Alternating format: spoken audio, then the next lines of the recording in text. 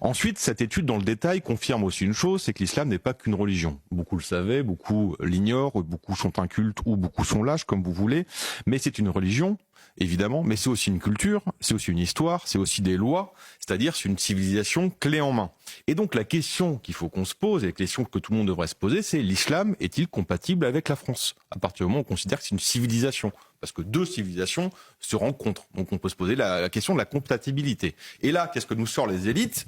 Laïcité, en comparant par lâcheté ou inculture christianisme et islam. Or, ils oublient ou ne veulent pas voir que la France doit son identité à l'alliance du trône et de l'autel sur les fonds baptismaux de Reims, évidemment, et que la laïcité est un outil et pas un projet de société. Ça n'a jamais été. Et c'est un outil qui a été taillé à la mesure du christianisme. Non pas pour séparer l'Église et l'État, les deux entités ont toujours été séparées, mais pour mettre fin à leur coopération.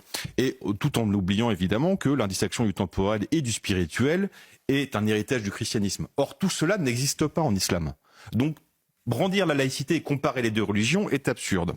Et lorsqu'on voit dans cette étude que 78% des musulmans jugent la laïcité islamophobe, Mathieu l'a rappelé, on dit quand même que c'est une religion du ouin-ouin, quoi. Ils passent leur temps à se plaindre, alors qu'en effet, en 1905, les catholiques, je vous rappelle, c'est expulsion des congrégations, spoliation des biens, rupture unilatérale du concordat, c'était un peu plus violent.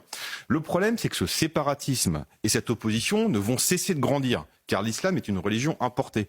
Elle vient dans les bagages de l'immigration. Or, la laïcité à la française, vous me l'accorderez, ne date pas d'hier, on est d'accord. Notre culture et nos mœurs, bien que sérieusement amochées depuis la modernité, ne datent pas d'hier non plus. Donc c'est la confirmation, s'il en fallait une, que la France est uniquement désirable pour son état social. Et qu'une fois les pieds plantés dans cette terre aux 1000 ans de labeur et la carte d'identité bien en main, une grande partie d'entre eux n'a comme objectif que de transformer la fille aînée de l'Église en une énième femme de Mahomet voilée. Donc si vous voulez, la question, elle n'est pas légale, elle est culturelle, car la loi ne triomphe jamais d'un état social contraire, ça ne marche pas. D'ailleurs, elle finit toujours par s'aligner. Donc la laïcité, ce n'est pas le bon outil pour moi. Ce qu'il faut, c'est pour endiguer une contre-culture, si vous voulez, c'est-à-dire il faut parler d'assimilation, il faut parler de civilisation, c'est-à-dire parler de substance. Tout ce à quoi nos élites ont tourné le dos depuis des décennies, au nom du droit à l'indifférence. Et le problème, c'est que cette indifférence-là, c'est la porte d'entrée de nos ennemis. Donc il faut tout changer, bien évidemment. Sinon, nous allons mourir.